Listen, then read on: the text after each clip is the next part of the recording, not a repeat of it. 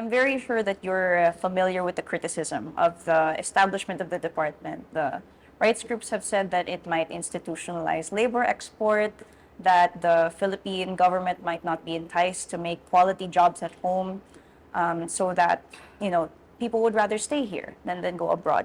So how do you respond to these criticisms? Well, it can be summed up in a very simple way. OFWs, ang mga OFWs, very simple, very practical. They could not have gone abroad, tested the overseas market if they weren't so simple and practical enough to know that they need to build a better future for their families, their communities, eventually the nation.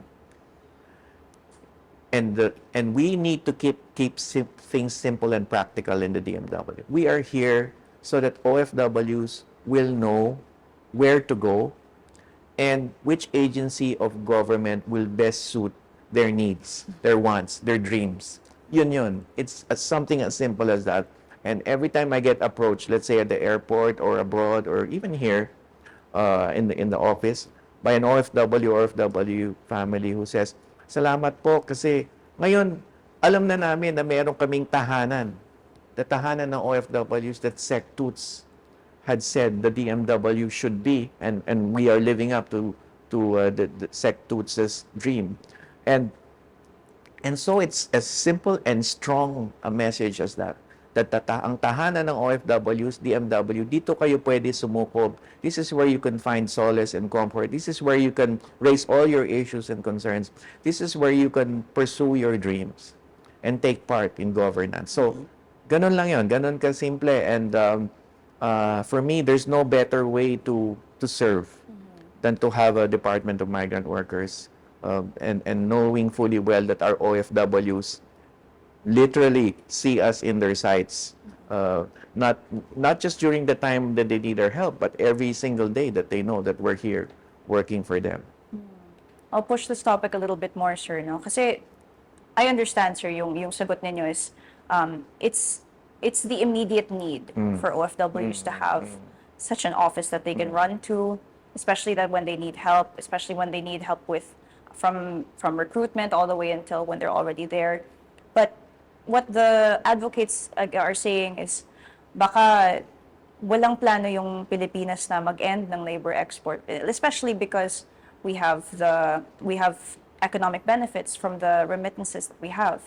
But we also consider that in the DMW law, no, we have the sunset clause, which means that we will look at whether we still need the DMW after 10 years. So, yeah. Yes, go ahead, sir. There's something happening dramatically around us that we should know, and that is the improving economy under the president and his economic team. We're below the 4% rate in unemployment after about 2 decades. Underemployment, we're below the 12% rate. We're around the 11% mark, including lower underemployment for women. And growth rates, 6.5 to 7.5% projection for the entire year. That's higher than many of our Asian neighbors. International visitors in 2023 were higher than the target of Secretary Frasco and the DOT, meaning, from 470 to around 520,000, meaning we are a destination country, whether it's tourism, or even, as we're now realizing, that we are also a destination for country for others who may want to seek work from abroad. So that's happening, and for me, that brings us to the direction of overseas employment being more of an option rather than a necessity. Okay. Number 2, I did mention that the tahanan ng OFWs, like any tahanan, right? In my house, during my childhood, I sat around my house and I too, some days told myself, I think I want to be a lawyer someday.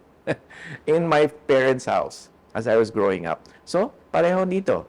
Sa tahanan ng OFWs, pwede ka rin mangarap, pwede mong isulong kung ano yung kinabukasan ng OFWs sa isang rehiyon or community or sa pangkalahatan. And that's why one of the mandates of the DMW, which was articulated and emphasized by the President during Labor Day, is full cycle reintegration. Mahalaga yung term na full cycle kasi the full cycle reintegration bears in mind the entire migration process, right? The phases in migration.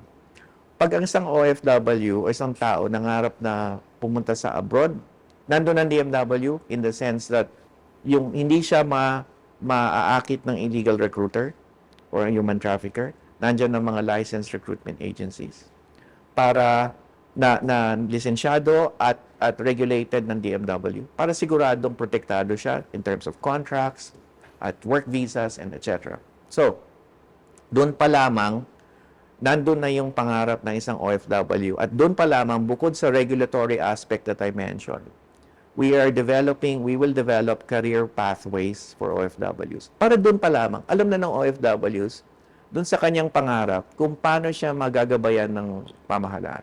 So, meron tayong isasagawa na roadmap na pwedeng ilatag na ng isang OFW. So, kung ako ay OFW kasambahay or receptionist, nag-a-apply ng receptionist ng isang hotel sa Middle East, alam ko na yung potential pathway ko, pwede akong mangarap.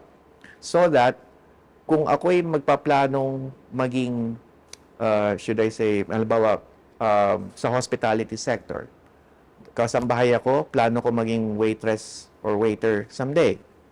So, bibigyan namin siya ng pathway to training, retraining, and possible potential ways in which yung kanyang pagbalik ay tutulungan din namin siya magtayo ng negosyo. So, those things, we will make sure na we partake of the dreams, the process of laying down the pathway para makabalik yung OFW.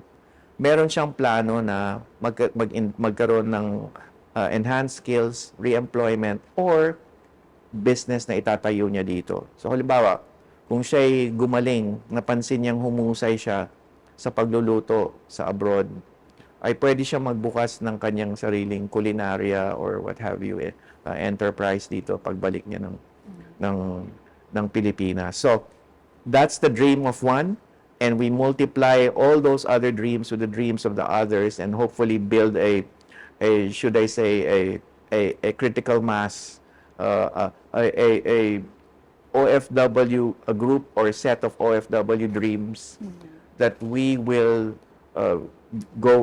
guide them through and assist them as they go along para matupad yung kanilang mga pangarap. So, in that sense, there's a bigger picture that we're thinking of. We start with individual dreams, but the goal really is for everybody to partake of a system where they could go back, could enhance their skills, return, get re-employed, and reintegrated back to society. So tama sabihin, sir, na when we say full cycle reintegration, it means that when they plan to go abroad, dapat meron na silang exit plan. Or not necessarily. Yes, yes. Bago umalis at habang nando doon.